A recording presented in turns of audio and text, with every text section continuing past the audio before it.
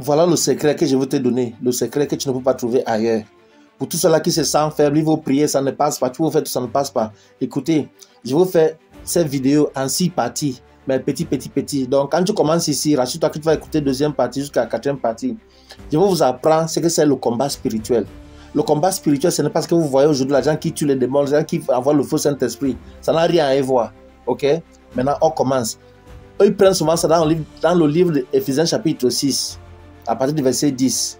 Et c'est ça que je vais vous montrer. Comment comprendre ça, c'est simple. Éphésiens chapitre 6, à partir du verset 10 à 11.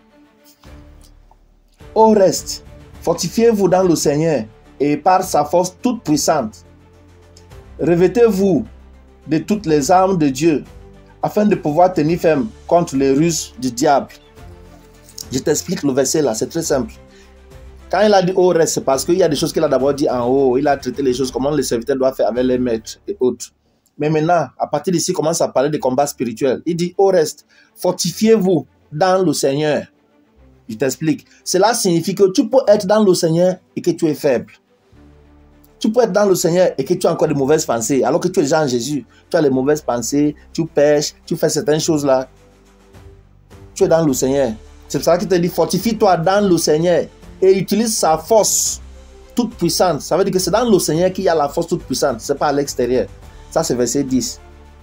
Tu as compris ça? Tu as compris? Attends, je reprends un peu.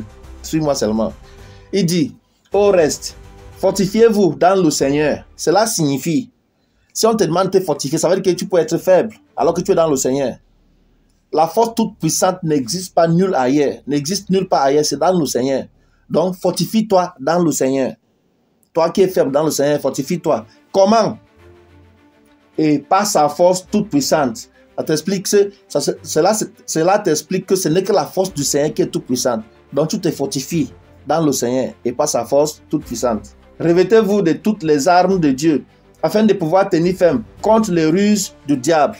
Ici, on te montre clairement qu'en tant qu'un enfant de Dieu, le diable ne peut rien te faire. Il vient seulement avec les ruses. Tu as vu ça là-bas, non? Tout ce que le diable peut faire en tant qu'à un enfant de Dieu, c'est venir avec les ruses. Les ruses. Il ne vient pas te poignarder, te toucher, faire ça. Il ne peut pas.